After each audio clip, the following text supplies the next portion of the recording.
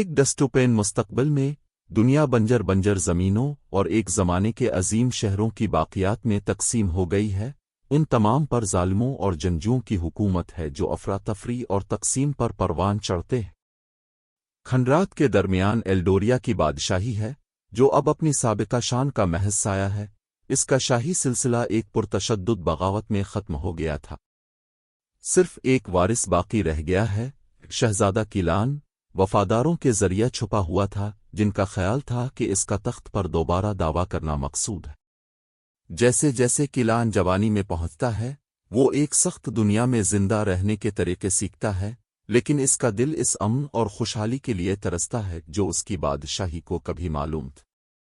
وہ اپنے دن سائے میں گزارتا ہے، ماضی کی کہانیاں اور اپنے آباء و اجداد کی ہمت سنتا ہے۔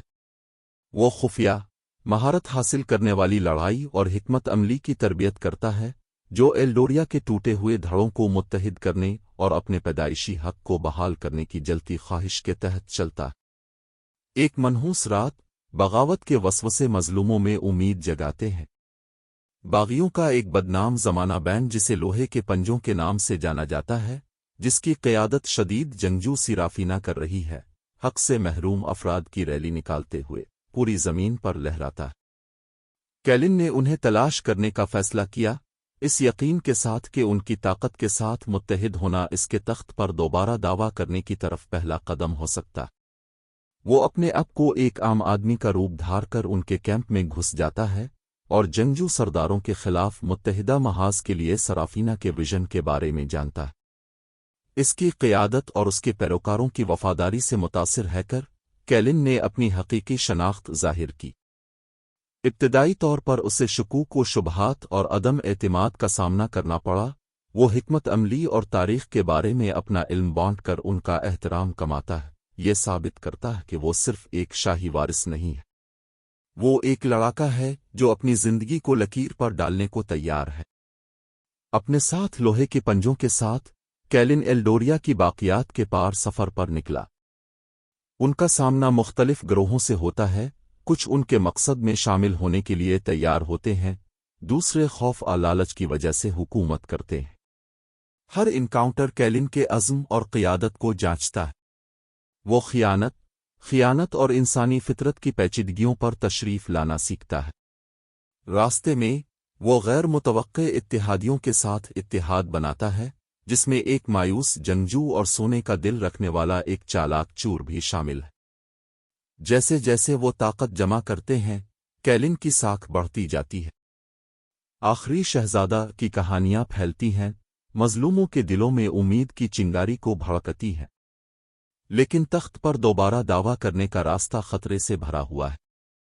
جنگجو سردار ایک نئے خطرے کے عروج کو محسوس کرتے ہوئے اس کے خلاف متحد ہو جاتے ہیں، جس کے نتیجے میں شدید لڑائیاں ہوتی ہیں اور وفادار دوستوں کا نقصان ہوتا ہے۔ کیلن کو اپنے شکوک و شبہات کا مقابلہ کرنا چاہیے، یہ سوال کرتے ہوئے کہ کیا وہ واقعی اس میراث کے قابل ہے جسے وہ بحال کرنا چاہتا ہے۔ موسمی جھڑپ میں کیلان اور اس کے اتحادیوں کا دارالحکومت کے کھنڈرات میں جنگی سرداروں کا سامنا ہے۔ جنگ وحشیانہ ہے، ہر ایک کو اپنی حدود میں دھکیل رہی ہے۔ مایوسی کے ایک لمحے میں کیلان اپنے آباء و اجداد کی طاقت کو استعمال کرتا ہے، اپنے اتحادیوں کو اکٹھا کرتا ہے اور انہیں صرف تخت کے لیے نہیں بلکہ اپنی آزادی کے لیے لڑنے کی ترغیب دیتا ہے۔ ہمت اور قربانی کے ساتھ وہ جنگجوؤں کا تختہ الٹنے میں کامیاب ہو جاتے ہیں، لیکن بھاری نقصان کے بغیر نہیں۔ اس کے نتیجے میں کیلن اپنی بادشاہی کی باقیات کے سامنے کھڑا ہے، قیادت کا وزن اس کے کندھوں پر ہے۔ اسے احساس ہے کہ ایلڈوریا کو بحال کرنے میں تخت پر دوبارہ دعویٰ کرنے سے زیادہ وقت لگے گا۔ اس کے لیے ماضی کے زخموں پر مرہم رکھنے اور مل کر ایک نئے مستقبل کی تعمیر کی ضرورت ہوگی۔ سیرافینا اور اس کے ساتھیوں کے ساتھ وہ پرانے زمانے کی راکھ سے ایک نئی بادشاہی بنانے، دھڑوں کو متحد کرنے کا مشکل کام شروع کرتا ہے۔ عزم، قربانی اور آزادی کی لڑائی میں بنائے گئے بندھنوں کے ذریعے کیلان نہ صرف آخری شہزادہ بن جاتا ہے بلکہ امید کی علامت بھی بن جاتا ہے، ایک ایسا رہنما جو ایک ایسا دائرہ بنانے کی کوشش کرتا ہے جہاں ماضی کے داغ ٹھیک ہو سکیں اور ایک روشن مستقبل چمک سکتا ہے۔